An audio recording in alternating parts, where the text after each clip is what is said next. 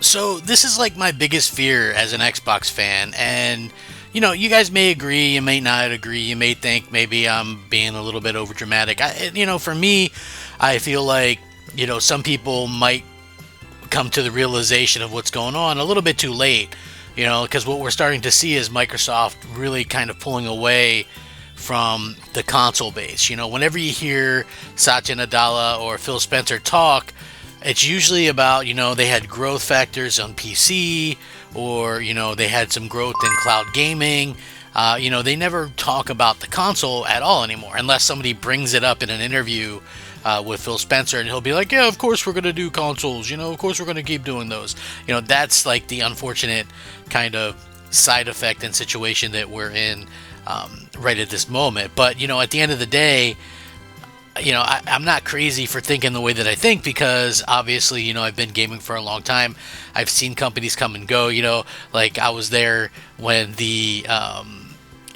the Atari Jaguar was announced, when that thing was flopping. Like I saw, the TurboGrafx 16 flop. I've seen companies come and go. Sega, I was there for the peak with the Genesis when they were killing it, and then I seen them actually kill it with the Saturn, and then of course the Dreamcast, which the Dreamcast was great, but unfortunately, they had lost third-party support from like EA. They made a console to beat the PlayStation 1, not the forthcoming PlayStation 2. There was no DVD player. They were relying on a lot of ports from arcade games when they were full-price games, and then full-price games on PlayStation were offering hours and hours and hours of content. So yeah, but anyway, I want to get into it. What's up, everybody? I'm Crap Gamer. This is Crap Gamer Reviews with another video. Thank you so much for checking it out. I appreciate it. Please like, share, subscribe. I would appreciate that. A simple like really goes a long way. I am absolutely, appreciative of each and every one of you. If you guys could just like the videos, and for me, I just think that it's just one of those things where I'm doing daily content. I'm kind of on a grind, and I would like to see, it's nice to see the appreciation and things. So thank you guys. So Xbox revenue fell 7%. Hardware sales dropped another 29%, right? Like, people might go, okay, well, this, that, and the other thing, but this is the thing.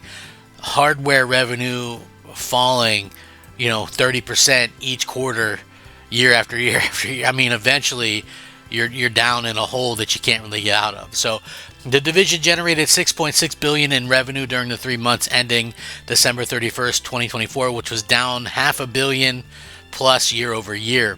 The decline was attributed to a 29% drop in Xbox hardware revenue, driven by lower volume of console sales during the quarter. Xbox content and services revenue increased 2% year over year, which was fueled by Game Pass growth. So that's what some people are talking about, but like the 2% thing is really kind of flat in the grand scheme of things. And so you have Game Pass grow 2%, but you also had your console revenue decline, $500 million worth year over year, and last year wasn't great either. So I think that is a bit of an issue going forward.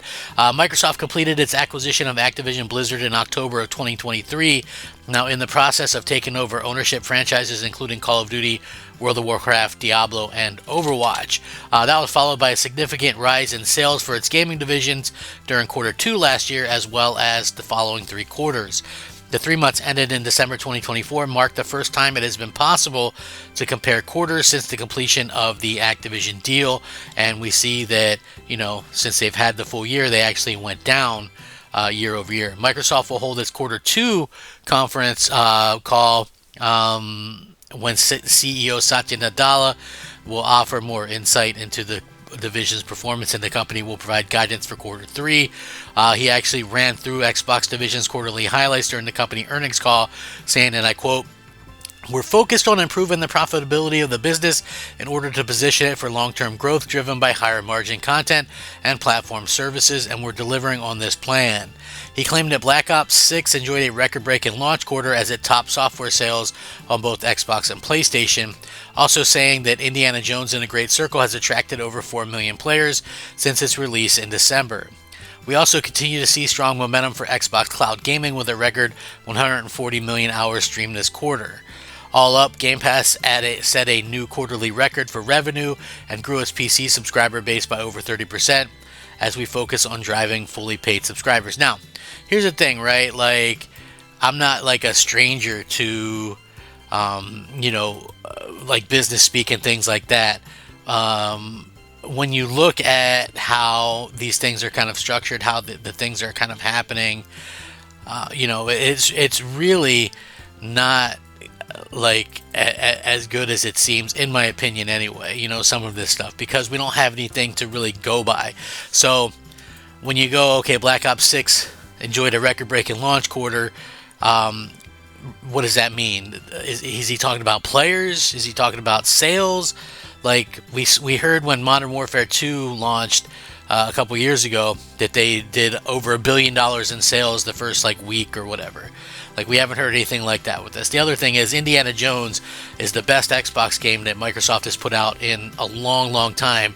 And supposedly there's over 30 million Game Pass subscribers, and yet only 4 million people have played it. And only 11% have completed it. That is 400,000 people. This game is great. Could you imagine only 400,000 people beating The Last of Us, or Spider-Man, or Uncharted 2? Just like, it doesn't make sense to me. I don't know what the deal is. Maybe to me, Game Pass is making games seem not as good, or people aren't. I don't know why people wouldn't at least try it. If you have Game Pass, it doesn't make sense not to. So the other thing is, people were talking about like the PC thing, a subscriber up 30%. They're talking about 30% year on year, and they're saying mostly due to Call of Duty or whatever.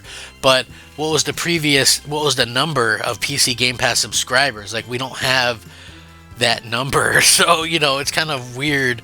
I'm not trying to say that it's all bad. Obviously, for them to kind of get in a revenue of 6.6 billion for a quarter, the holiday quarter is big, but it's like again, it's not nearly as big as what maybe some people were expecting. So 465 million was spent on Microsoft games over December as well, making the company the world's biggest publisher. That's across PC, PlayStation, and Xbox, according to data from Ampere, which was published earlier. Microsoft has been putting increased focus on its multi-format strategy, and 64% consumer spending on its games in December was on PlayStation. Ampere said that Microsoft was comfortably ahead of second place EA, which generated 366 million in the same period. But here's my problem, right? And people just are like, okay, well, Microsoft's making money. The fall, right? So let's cut the hardware out. If you cut the hardware out and they don't have any hardware to sell, they probably are making money. I know some people go, well, a lot of that is like, software sales, or, Game Pass or whatever. But do you not see that, to me anyway, it seems like they're really, really pushing the idea of Game Pass on PC and cloud and things like that? I actually think like the cloud, like they really trying to hype up the cloud thing, but what they don't know is like, or what the average person might not know, is that, part of the rewards that you get for being an Xbox member is playing a game on your phone on the cloud for a few minutes or whatever it is. A lot of people do that each day to kind of get that. That doesn't mean that they're sitting down playing, the cloud or whatever. It's kind of crazy to me the way that people kind of look at this stuff, and then again, like Microsoft bought like the biggest third-party publisher in the world, and then Microsoft is selling their games on PlayStation, and they're selling more games on PlayStation, which has like a massive hardware advantage, and people are like, wow, Microsoft worked so hard to achieve this, look what they're doing. And it's like, I'm looking at this and I'm going, they bought these big publishers with the biggest game in the world, yearly game in the world, and they're selling games on PlayStation which were already selling on PlayStation previously. How is that like some big thing that Microsoft earned? I don't get it. Like, I want the console to subscribe to survive. That's my thing. Hopefully, hopefully that's the thing. Anyway, how do you guys feel about this? Are you guys worried about the console? I certainly have to admit that I get concerned about it. sometimes, and certainly now would be one of those times, because I don't want it to go. I don't want my library to go. I don't want any of that stuff to happen. I want Xbox to thrive. So let me know how you guys feel about this. Rack 'em up. Crap Gamer out.